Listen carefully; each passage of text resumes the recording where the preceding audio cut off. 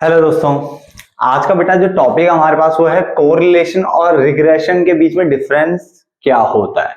इस डिफरेंस को समझाने के लिए मैंने तकरीबन 1 2 3 4 5 6 7 8 पॉइंट लिए ताकि आपको अच्छे से समझ में आ सके कि कोरिलेशन क्या है और रिग्रेशन क्या है। ठीक है ना। और ये 8 के 8 पॉइंट में बच्चे मैंने ना बहुत आसान आसान से लिए हैं ताकि ना एक बार में समझ में आ जाए और पेपर में अगर ये क्वेश्चन आता है तो आप इसको इजिली कर सको, अटेंड कर सको। क्लियर है। तो देखो स्टार्ट करते हैं सबसे पहले डेफिनेशन से। तो कोरिलेशन मेजर्स करता है डिग्री ऑफ रिलेशनशिप, ठीक है, बिटवीन टू वेरिएबल्स। यानी ये क्या करता है, ये रिलेशनशिप को मेजर कर रहा है बिटवीन टू वेरिएबल्स। जैसे मान लो एक वेरिएबल आपका एक्स हो गया, दूसरा वेरिएबल आपका वाई हो गया, तो इसके बीच में ये रिलेशनशिप को क्या करेगा, मेजर करेगा। क्लियर हो गया।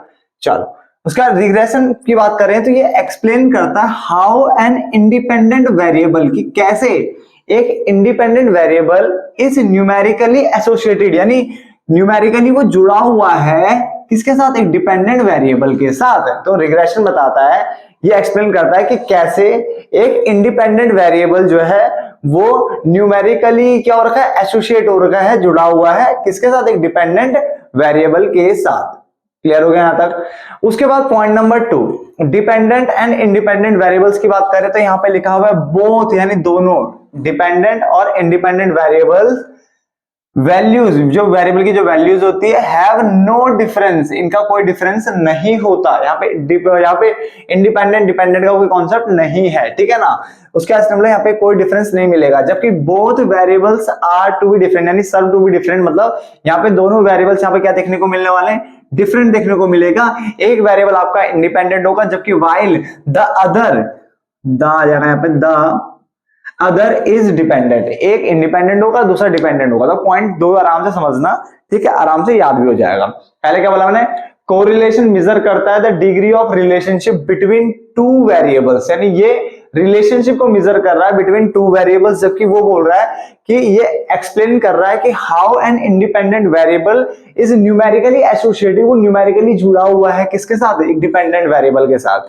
फिर मैंने यहाँ पे कहा कि डिपेंडेंट एंड इंडिपेंडेंट वेरिएबल्स की अगर हम बात करें तो both independent and dependent variable values have no difference, यहाँ पे कोई डिफरेंस आपको देखने को नहीं मिलेगा।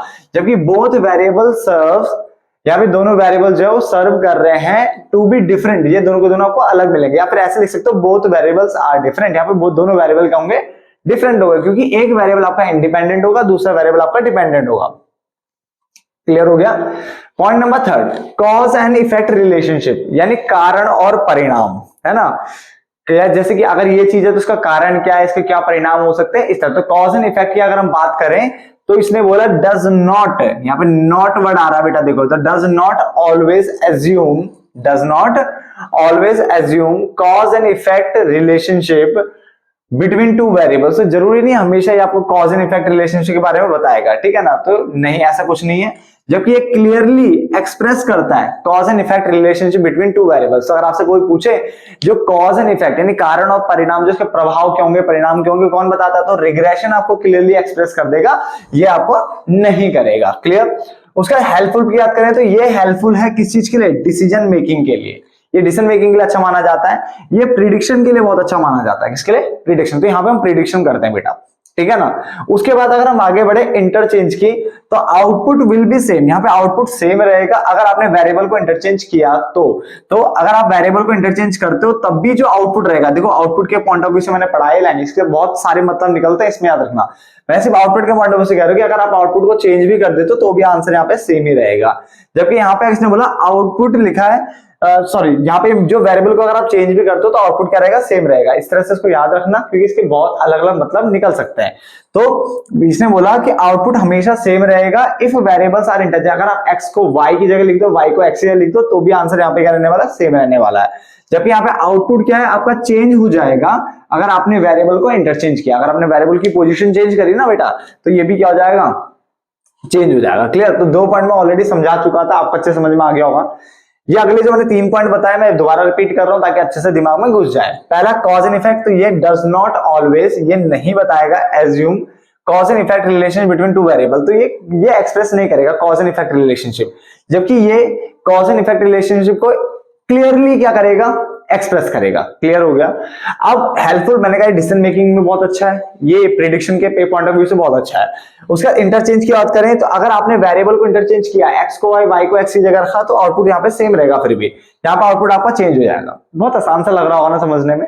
चल उसके बाद आगे बढ़ता है कोफिशिएंट की। अगर हम बात करें तो द कोफिशिएंट आर जनरली, यहाँ पे जो कोफिशिएंट मिलेंगे आपको वो रिलेटिव मेजर्स की बात करेंगे, एक सी बात करेंगे रिलेटिव, क्योंकि रिलेशनशिप को निकालना ना, तो एक का रिलेशन दूसरे के साथ, ये रिलेटिव मेजर्स की बात करता है। जबकि यहाँ पे जो मेजर्स निकलते हैं बेटा वो एब्सोल्यूट मेजर्स होते हैं। अब पता बहुत बच्चे क्या करते हैं, वो यहीं तक में 2 4 5 पॉइंट 6 पॉइंट लिखते हैं, बोलते बस बहुत हो गया मेरे लिए। ऐसा नहीं बेटा, पूरा लिखा करो। उससे क्या होगा कि आप जब इतना लेके जाओगे ना तब आपको इतना याद रहता है, और कुछ को तो इतना से याद रहता है ना। तो इसलिए पूरा लिख के ले जाओ, मतलब दिमाग में अच्छे से पढ़ के ले जाओ, लिख लो, कहीं पे नोट डाउन कर लो, उसके बाद आपको थोड़ा बहुत याद रहता है, आपको पता है ना। तो मैं फिर सारे पॉइंट बार बार रिपीट कर रहा हूं ताकि कोशिश रहेगी ज्यादा से ज्यादा आपको याद रहे। ठीक है, मतलब आप क्या करते हो 4 5 पॉइंट लिखते हो, फिर बोलते हो बस बहुत है मेरे लिए, फिर 4 में से भी पेपर में 4 या 5 में से पेपर में 2 है, 1 लाइन याद आती है, बस हो गया काम। तो कोफिशिएंट्स आर जनरली, यहाँ पे रिलेटिव मेजर्स है, ऐसे आता ना, ये रिलेशनशिप बताता तो रिलेटिव मेजर्स की बात कर रहा है। यहाँ पे coefficient is generally an absolute major. फिर उसके बाद अगर सिमेट्रिक की अगर हम बात करें तो कोरिलेशन कोफिशिएंट जो होते हैं वो सिमेट्रिक होते हैं। बेटा अभी सिमेट्रिक होता क्या है? सिमेट्रिक होता है जहां पे मीन मीडियन मोड तीनों इक्वल होते हैं। ये मान लो अभी आप बहुत है आपके लिए, यानी एक ऐसा पॉइंट जहां पे सेम पॉइंट पे जहां पे तीनों अकर कर रहे हैं, मीन मीडियन मोड जहां पे सेम पॉइंट पे क्या कर रहे हैं, अकर कर रहे हैं। तो उसने बोला ये जो है ना ये सिमेट्रिक है। इसका मतलब कोरिलेशन जो है कोफिशिएंट इज सिमेट्रिक, यानी इसका मतलब आर एक्स वाई लिख लो या y को आगे कर लो y x लिख लो। देखो r x y लिख लो या r y x लिख लो, दोनों में कुछ भी लिख लो, दोनों बराबर माने जाएंगे। क्लियर। जबकि रिग्रेशन कोफिशिएंट जो होता है वो सिमेट्रिक नहीं होता बेटा, सिमेट्रिक यहाँ पे नहीं होगा, यानी यहाँ पे वो इक्वल नहीं होंगे। तो उसका मतलब बी एक्स वाई लिख लो या बी वाई एक्स लिख लो, ये नॉट इक्वल है बेटा। देखो नॉट इक्वल टू को मैंने काटा हुआ है, तो B X Y not equal to B Y X. तो सिमेट्रिक में क्या होगा, इक्वल। नॉट सिमेट्रिक में ये इक्वल नहीं होगा, तो सिमेट्रिक में इक्वल हो गया, नॉट सिमेट्रिक में इक्वल नहीं है। ठीक है ना। चलो अगर स्टैट के पॉइंट ऑफ व्यू से पढ़े ना तो बेटा सिमेट्रिक का मतलब यही पढ़ा जाता है जहां पे मीन मीडियन मोड जो है एक आकर कर रहे हैं एट सेम पॉइंट मतलब जहां पे तीनों इक्वल आ रहे हैं। ठीक है ना। आपने ग्राफ भी बनाया होगा ऐसे करके जहां पे बीचों बीच मीन मीडियन मोड तीनों इक्वल आ जाता है ना। चलो छोड़ो जान दो। नॉनसेंस की बात करते हैं तो देयर में भी हो सकता है यहाँ पे नॉनसेंस कोरिलेशन देखने को मिल सकता है। ठीक है, which has no practical relevance, जिसका कोई प्रैक्टिकल रेलेवेंस नहीं है, जैसे such as increase in income and increase in wait.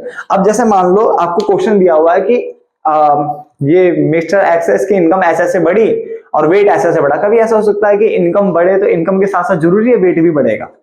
भाई इनकम वेट का बट आपको क्वेश्चन में दिया जाता है इनकम दिया हुआ वेट दिया हुआ है, तो इनकम को हम एक्स मान लेंगे, वेट को हम वाई मान लेंगे, कोरिलेशन तो हम निकाल लेंगे, कोई दिक्कत नहीं। भाई हमें क्वेश्चन कुछ भी देगा हम निकाल लेंगे, है ना।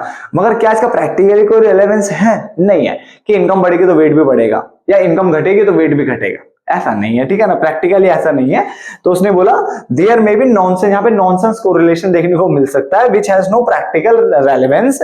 ठीक है ना, RELEVANCE relevance such as increase in income and increase in weight. जबकि इसने बोला there is nothing like nonsense, यहाँ पे नॉनसेंस वाली कोई बात है ही नहीं। ठीक है, नथिंग लाइक नॉनसेंस। ठीक है, तो यहाँ पे नॉनसेंस वाली कोई बात है नहीं रिग्रेशन के अंदर। ठीक है ना, प्रैक्टिकल कॉन्सेप्ट है, एब्सोल्यूट मेजर की बात करता है। क्लियर है। तो जहां तक ये समझ में आ गए होंगे सारे पॉइंट। ठीक है, मिलते हैं फिर एक नए डिफरेंस में, तब तक के लिए बच्चे धन्यवाद।